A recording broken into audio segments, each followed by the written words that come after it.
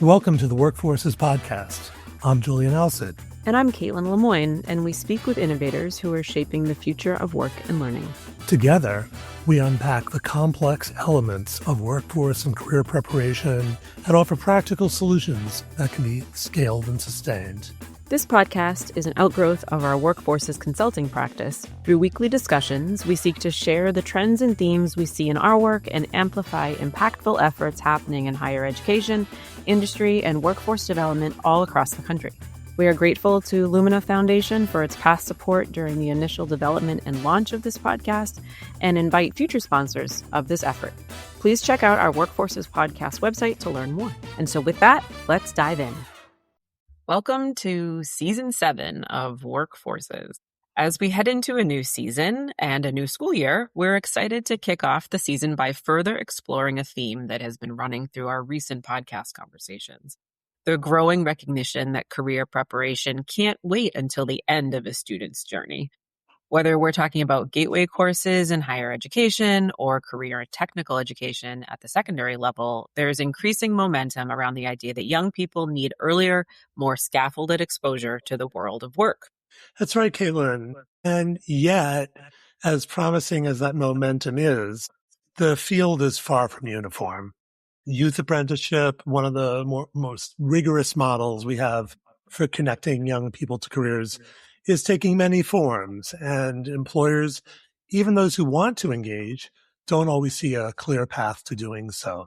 So the question isn't just what are the various ways to engage learners in early career preparation, it's how we build pathways that are coherent enough to scale, rigorous enough to mean something, and compelling enough to bring employers to the table. And all of this brings us to our guest today. Alexandra Simon is a senior policy analyst with the Center on Education and Labor at New America, where she supports youth transitions from high school to post-secondary education and careers. Alexandra contributes to the Partnership to Advance Youth Apprenticeship, known as PAYA, through research, technical assistance, and strategic communications, and has spent her career working at the intersection of youth apprenticeship, work-based learning, and career pathways. Before joining New America, she led technical assistance for U.S. Departments of Education and Labor initiatives focused on youth apprenticeship, work-based learning, and career pathways, and she began her career as a high school Spanish teacher. Alexandra, welcome to Workforces. We're so glad to have you with us to kick off our new season. It's a pleasure to be here. So glad you've taken the time to join us. And to kick things off, if you will, tell us in your own words about your background and the path that brought you to your current role at New America. After teaching in several states and overseas, I transitioned into the nonprofit space. And I had the opportunity to lead the technical assistance for U.S. Department of Labor's Youth Apprenticeship Readiness grants, which kicked off in 2022 and ran through 2024. And that's where I really became passionate about youth apprenticeship. I like to say I drank the apprenticeship Kool-Aid. And since then, my work has expanded to include not only youth apprenticeship, but also more broadly, career and technical education, work-based learning, dual enrollment, and other pathways work that really help young people successfully transition from high school to college and careers. And today at New America, I support the Partnership to Advance Youth Apprenticeship, PAYA for short, through research, technical assistance, strategic communications, and also working with grantees who are implementing the boots on the ground youth apprenticeships. Youth apprenticeship, I feel like it can be used interchangeably with other terms or feels similar to other terms we often hear in this space, like internships or work-based learning or pre-apprenticeships. Can you help us understand what youth apprenticeships are, what makes them distinct, and where PAYA and the definitions created through PAYA fit within that broader landscape? So I'm going to start with the broadest term here, which is work-based learning. And that really spans the continuum from things like short-term experiences like job shadowing, or maybe having guest speakers come to schools from employers to talk about their organizations or certain jobs. And then that continuum goes all the way to more sustained activities like internships. And then on, kind of the far side, apprenticeships, which was a really good lead in earlier to explain how rigorous and aligned with occupations apprenticeships can be. So let's look from the perspective of a young person. An internship for a young person. I think the biggest distinction or confusion becomes between an internship and apprenticeship. So I'm going to break that down. An internship's really a chance to explore a career and gain experience. But an apprenticeship is a pathway into a career, a specific occupation where you're hired from the start. You receive structured training. You have a mentor that you're paired with to help you learn this occupation, and you build the skills needed for that occupation while earning a wage. Oftentimes you hear this term earn and learn. So you're immediately an employee of the company, and you're also learning on the job through on-the-job training.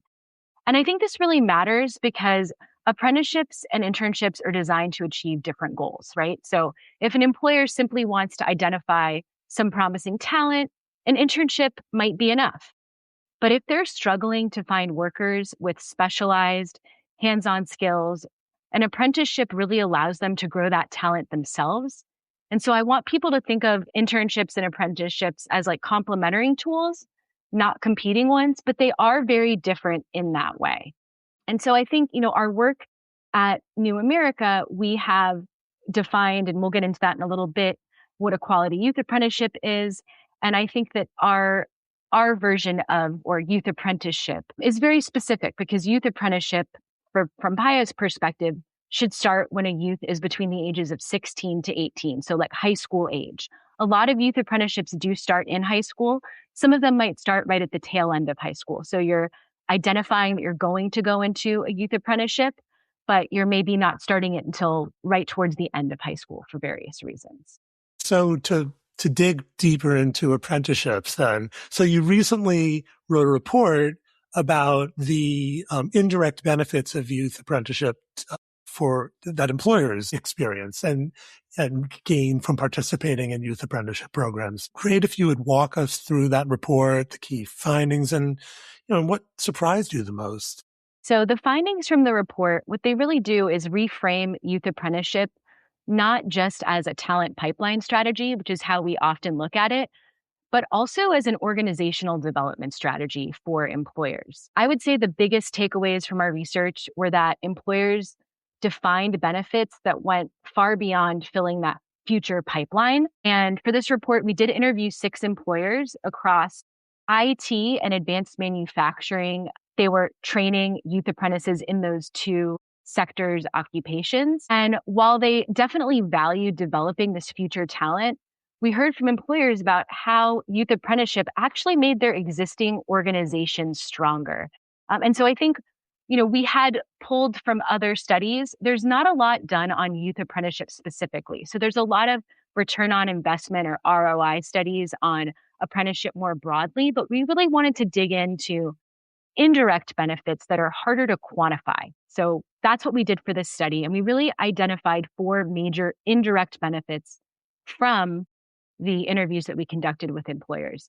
And I'll start off with how youth apprenticeship really renewed employee engagement. We had mentors and also just coworkers who worked alongside the youth apprentices describe a real sense of pride and purpose in helping young people succeed. It created what many kind of coined this like proud parent effect, where it's just exciting to work alongside young people and to see them hit milestones in their lives and be a part of that process. I'd say the second, and I found most surprising finding, was the manager development finding. So across broader apprenticeship research, we do see that developing managers is considered like a nice bonus, but in youth apprenticeship, it actually emerges as one of the strongest and most consistent findings across every employer that we interviewed, as opposed to just being like a middle of the pack finding in general apprenticeship research. It's a leading finding across youth apprenticeships. And I really think that's because when you're working with youth, they need really intentional coaching, feedback, and opportunities. The supervision looks a little bit different. And I think people, honestly, from speaking with the employers, they're really thoughtful about understanding that, there's different learning styles, that youth might need additional support. And so as a result, these employers were building leadership skills like communication, empathy, coaching, giving feedback to youth in ways that maybe they wouldn't think about giving feedback to an adult, to make sure that they're really learning during their apprenticeship. I think kind of it's an important thing to consider that perspective. And also, these things are really valuable in today's workplace. The ability to communicate with people and to be able to give this level of feedback. So in many ways, we see youth apprenticeship was really developing two types of talent at the same time, right? So they're developing the apprentice themselves, but they're also developing the mentor because those individuals were improving upon their skills. And some of them may not have been managers before, which is something that we'll also kind of dig into. The third finding was that apprentices sparked collaboration. So if you speak with young people today, you might know that they have different ideas than people our age, right? People our ages. And so they might bring in challenges to assumptions that adults have already made. And sometimes that even went further than just the actual organization. Some of the work that was coming out of youth apprenticeships, not necessarily from the youth themselves, but from implementing it, actually moved across like regional ecosystems. So coming together with other organizations or employers to like build deeper this youth apprenticeship landscape in their local community. And I'm going to link back to something that I said earlier, which was about developing training. So finally, every single employer did say that youth apprenticeship raised the quality of their training because they had to make it accessible to young people. What they did was they built better onboarding. They built clearer frameworks and more structured learning materials.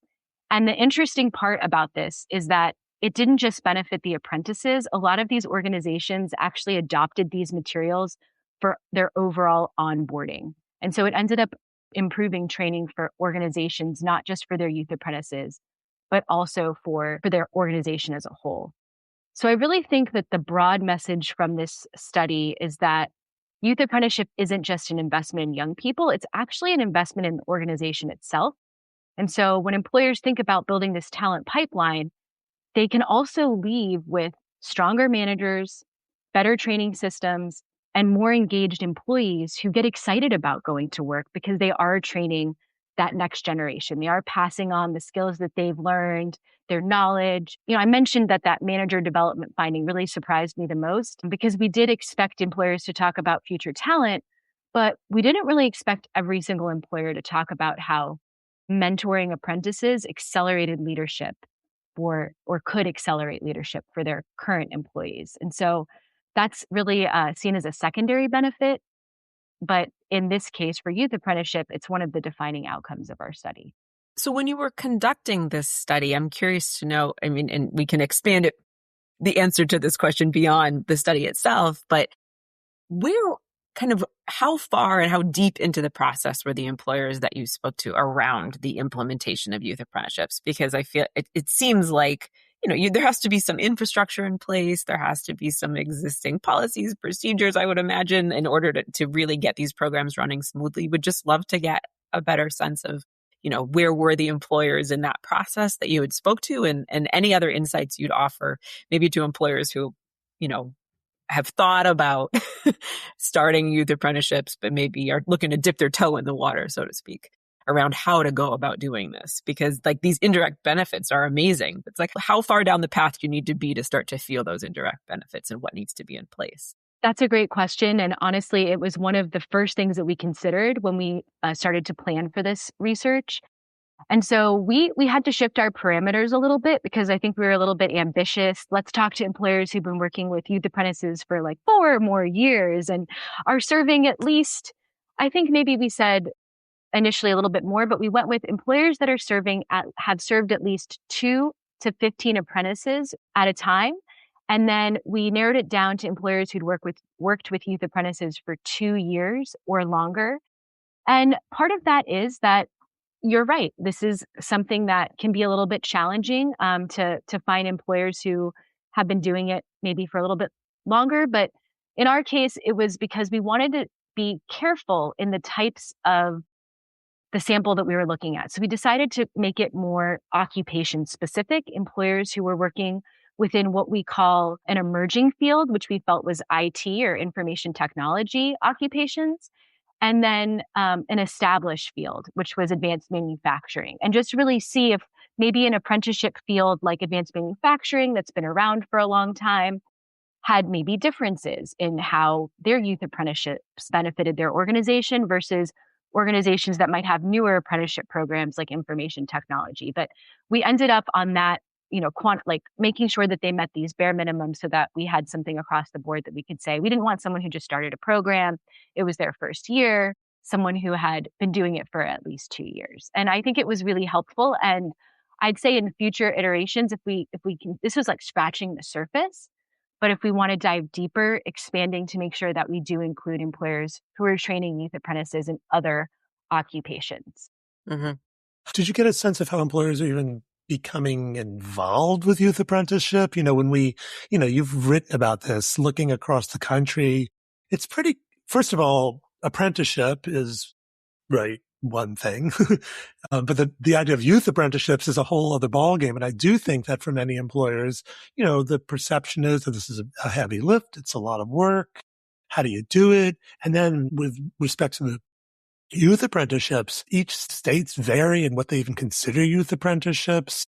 How do employers, how are they getting involved? And can you even speak a little bit to the, kind of what the types of employers that are being drawn to this?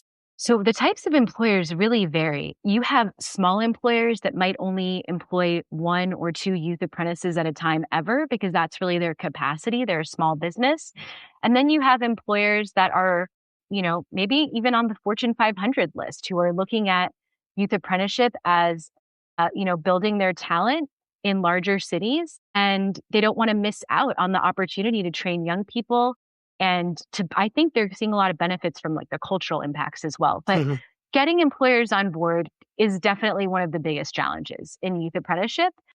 I think organizations that are, for example, like originally European based, maybe they're more familiar with the apprenticeship model. And so the idea of creating a youth apprenticeship program is not so foreign. And they're like, oh yes, they did that.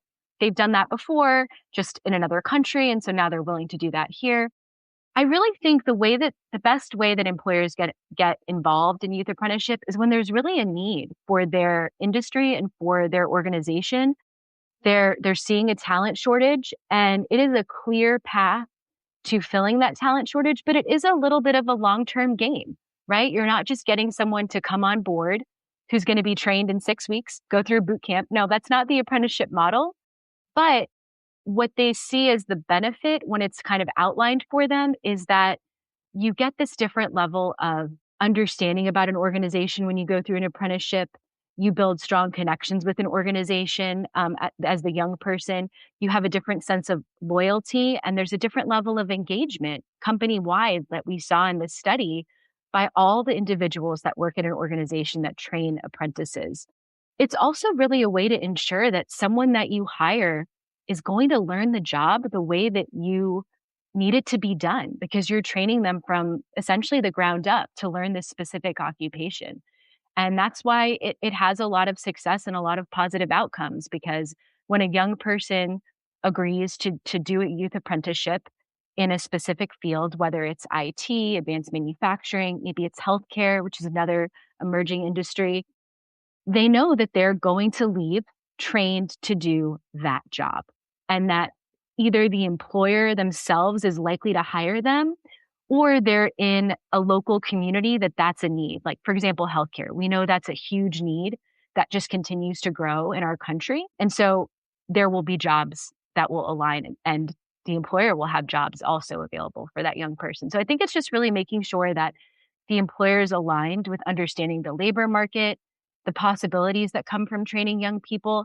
And I would say there's also a bit of, I don't really necessarily think it's risk-taking, but it's not that common. So employers, when they hear from other employers, that helps so much. When they hear about success, like we started a youth apprenticeship program, and this is what we're seeing as the outcomes for our participants. That really helps employers understand and get on board when they're looking to potentially start a program. So PAYA is approaching, or near approaching, its 10th anniversary as a partnership, and we understand there's significant kind of investment flowing into the apprenticeship and youth apprenticeship space. How do we think about scaling youth apprenticeships, recognizing, like you said, so much of the variability that exists? PAYA has some existing quality or principles and a guide that you could speak more to, but like, how do we think about scaling this effort? Because I think, like you said, some of the challenges that it's almost like takes people a while to get going. And then it's like, well, what is transferable? What are transferable learnings? And what is really truly specific to one employer or one region or one state? Would love to hear you riff on that a little bit. Yeah, so I think we're really at an exciting moment right now with the investments in youth apprenticeship from organizations like Bloomberg Philanthropies and Siemens, who has this Careers Electric initiative. And it's really just such a great opportunity. But when you talk about scale, I think it's really a reminder that how we scale matters just as much as how fast we scale. And that's really where the PAYA principles come in, the PAYA's quality principles. To me, they're really the gold standard for designing youth apprenticeship programs and systems. The 5 quality principles, and I'm just going to quickly go through them, but you can find them on the New America website if you want to dig in deeper. They emphasize that programs should be career-oriented, equitable, portable, adaptable, and accountable.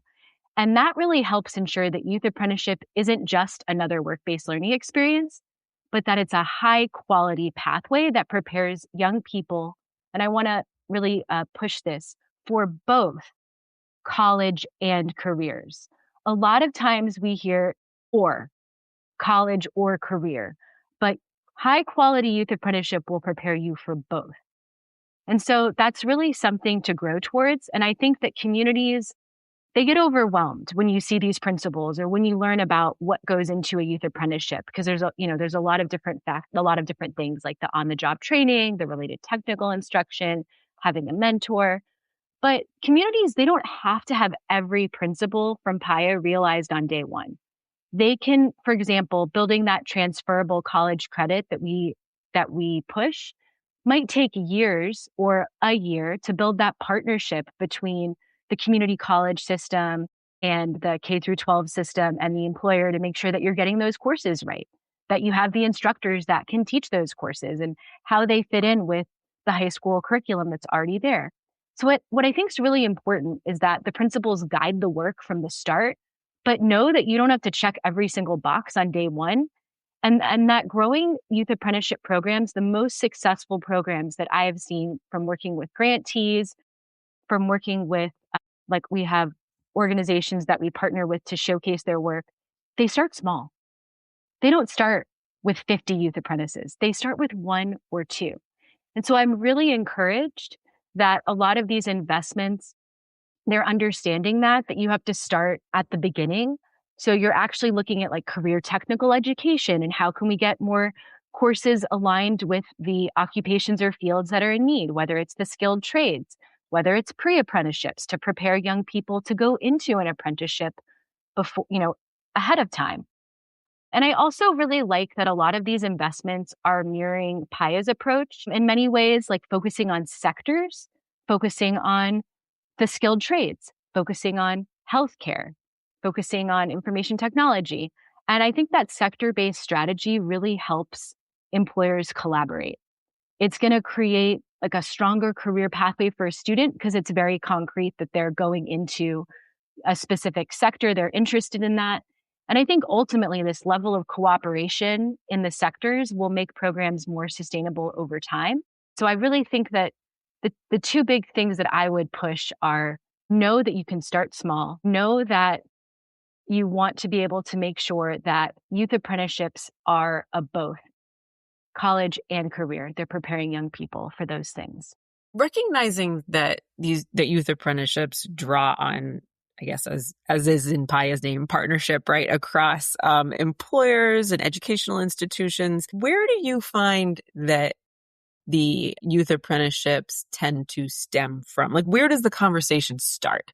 Because it feels like it could start with a high school. It could start with an employer. It could start with an industry association of some kind or a local chapter.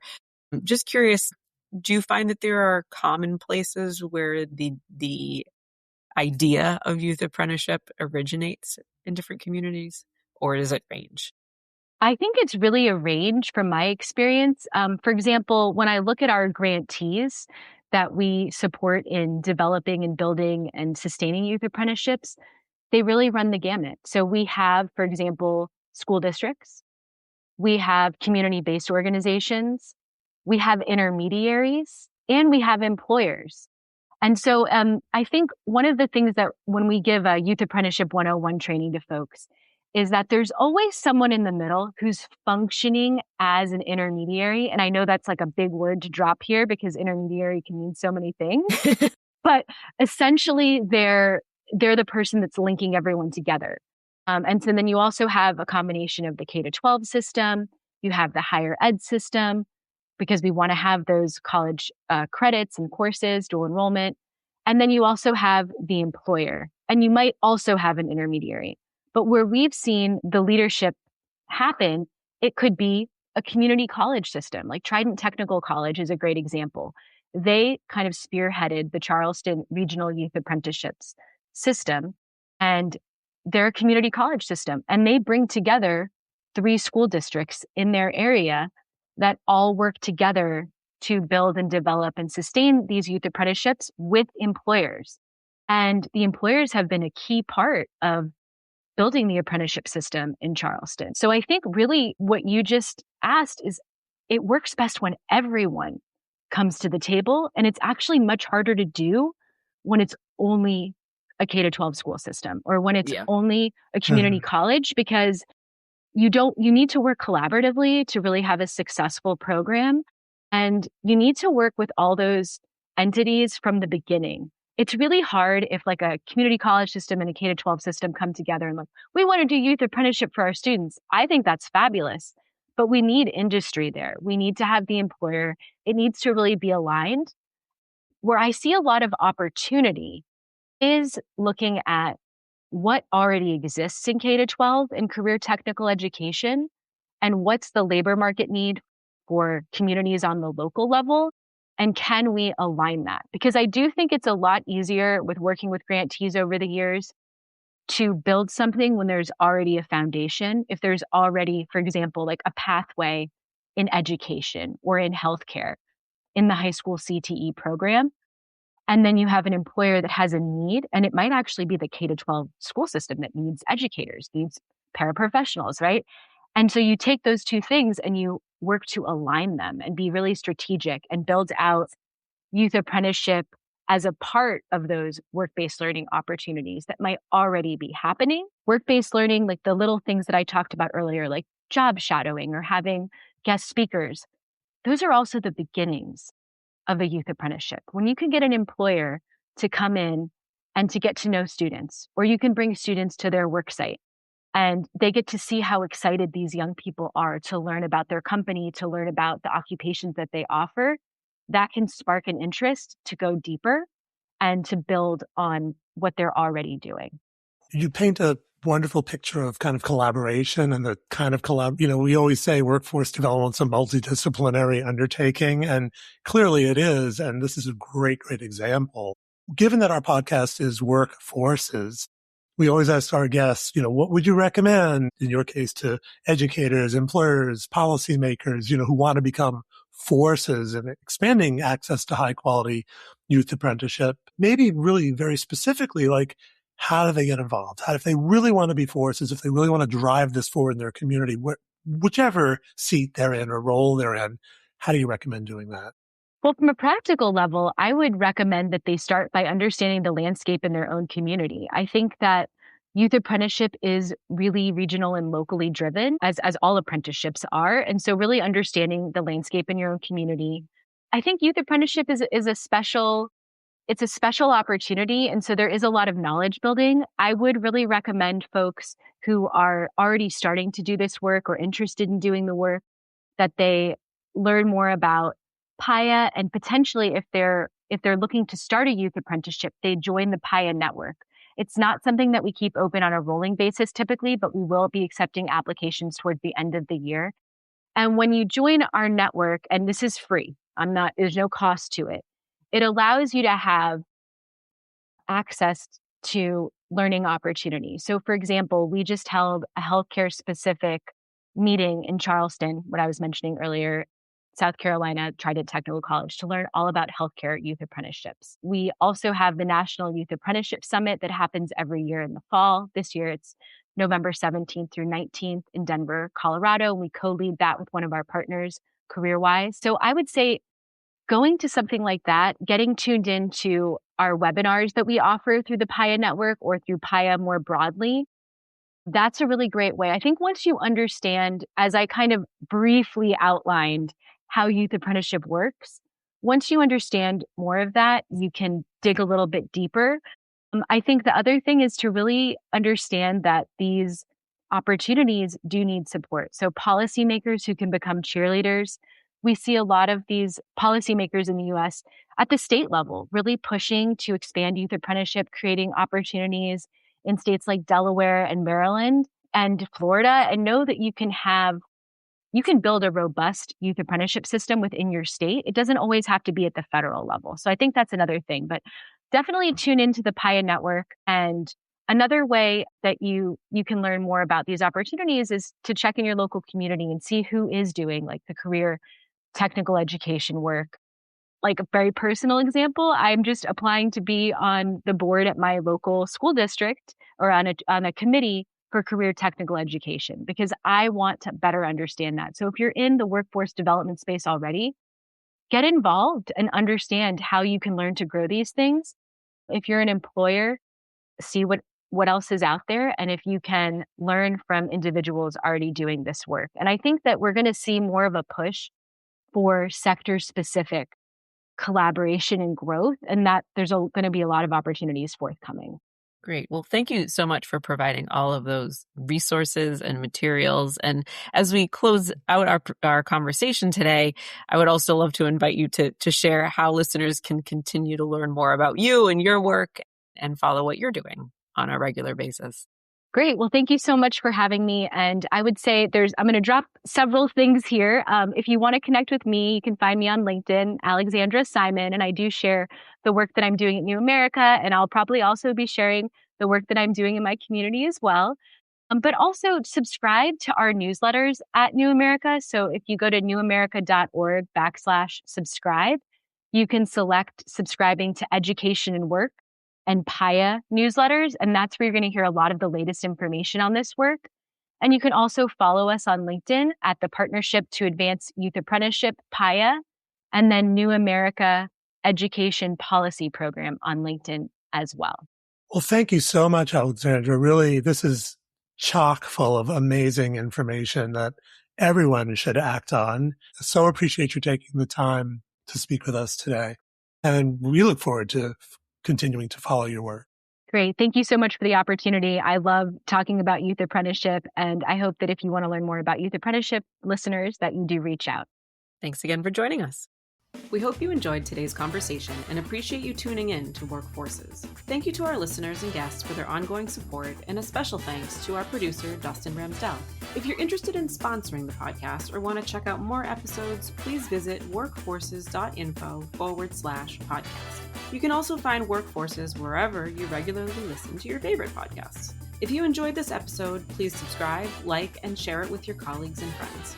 And if you're interested in learning more about Workforces Consulting, please visit workforces.info/consulting for more details about our multi-service practice.